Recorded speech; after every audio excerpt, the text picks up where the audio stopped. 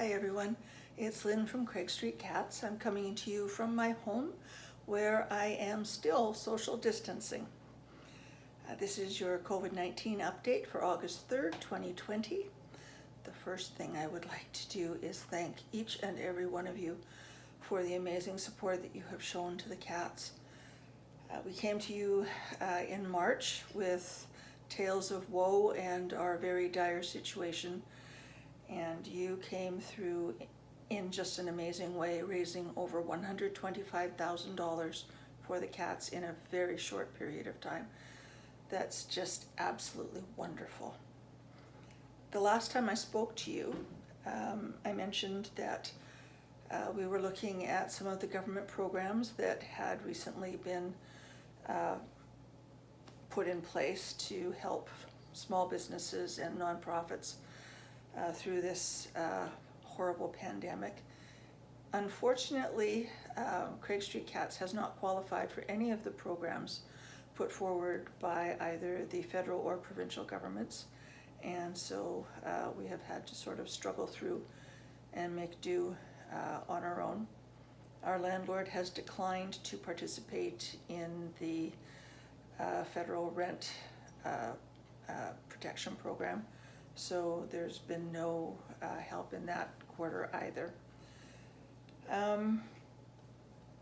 We have managed to survive on much less money than we originally thought we would need,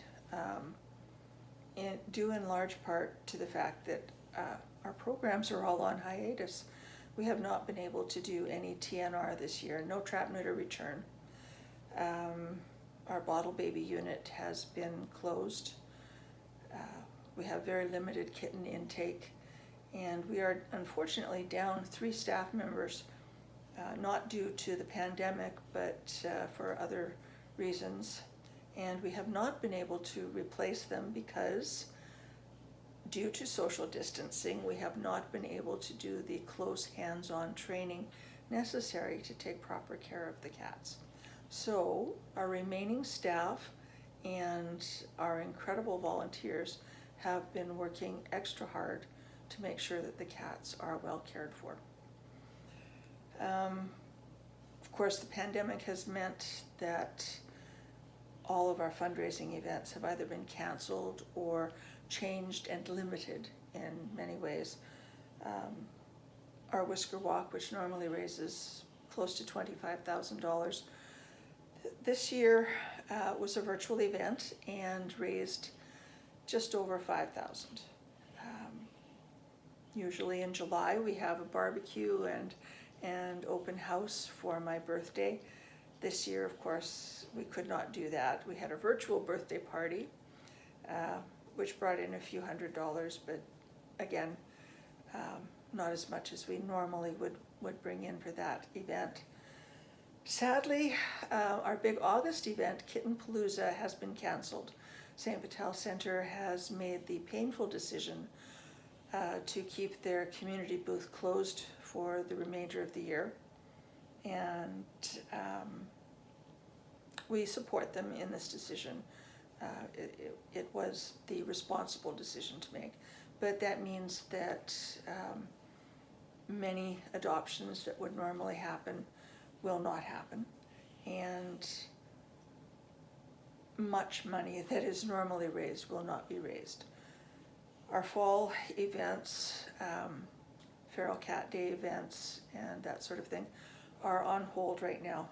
We have no way of knowing whether it will be safe to have large numbers of people at our adoption center, so we're just sort of playing it by ear.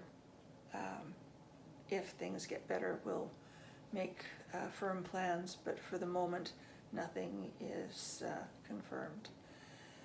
The same for Christmas. We're going ahead with planning and building in some social distancing and COVID-safe plans. More details will be available soon. Our adoption center is still pretty much on lockdown. Due to the way we're set up, it's impossible to guarantee social distancing. So we have limited access. if you need to, or if you want to come and visit us for adoption or fostering purposes, you will need an appointment, and you will have to wear a mask while you're on site. Again, that's because the way we're set up, we can't guarantee appropriate social distancing if we have large numbers of people on site. Sad to say, many of our donors are having trouble right now. Many have lost their jobs. They don't know when they'll be able to go back to work. Some companies are closing altogether. Many are reducing their workforces. This has a horrible effect on people, and it is having a ripple effect, of course, on the cats, which means that many people who have supported the cats for a long, long time are not able to continue and have had to make the painful decision to stop. We can't fault them for this, you know. We understand what's going on. There's just nothing to be done. We just have to pull up our socks and make do the best we can. The incredible Cindy has come through for us yet again. This is Cindy, who bakes everything for the Christmas craft show and for Cupcakes for Kittens.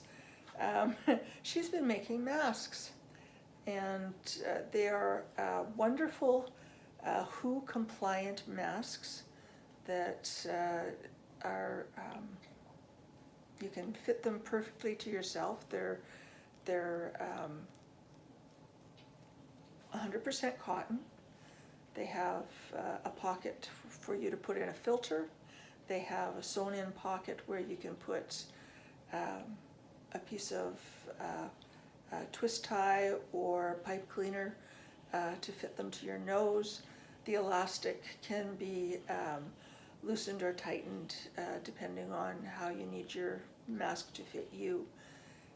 We have many, many dozens of them in 2 different sizes available for sale at the adoption center. They're just $12 each, and Cindy has donated them, so every penny goes to taking care of the cats. But, big but, the cats still need to eat, and they still need to see the vet. The $125,000 that you raised earlier this year is running out. By the middle of this month, it will be gone. We've stretched it as far as we possibly can, but unfortunately, money does get spent. Rent has to be paid, utilities have to be paid, food has to be bought, staff needs to get their salary, the government needs to get their payroll withholdings. All of these things have to be paid, and unfortunately, we're coming to the end of that money. So, yes, there's something interesting coming here. Many of you will have met Lorian. She is one of our most creative and colorful staff members. Lorian has been eyeing my lovely COVID curls for a while now, and between us we've cooked up a scheme to raise some money for the cats. I have agreed, with some trepidation,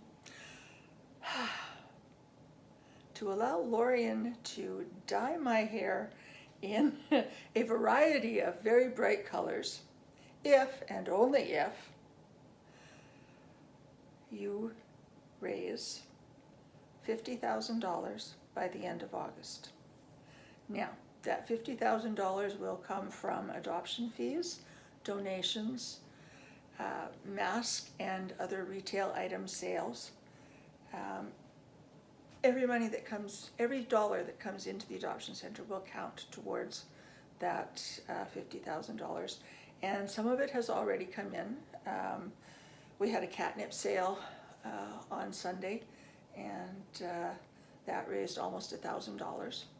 So that money counts towards it. There have been other donations come in the first few days of the month. So right now I think we're standing at $3,000 or $4,000 already in the pot. So you guys are going to get busy and raise $50,000 by the end of the month, and I will let Lorian dye my hair. But wait, there is more. Oh yes, there is more. Lorian also has hair clippers. And if and only if that total gets to $100,000 by the end of September, I will let Lorian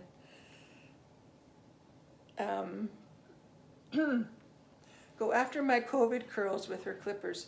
Now, there has been some discussion of what she's going to do with them. One suggestion was she was going to shave me bald, and another was a multicolored mohawk. The only way you'll find out is if you raise $100,000 by the end of September. So, and again, everything will count. Every penny that comes in, adoption fees, donations, mask sales, retail item sales, every penny that comes in will count towards that. Lorian can't wait to get creative on my head. Please give her the opportunity to create a masterpiece. Thank you.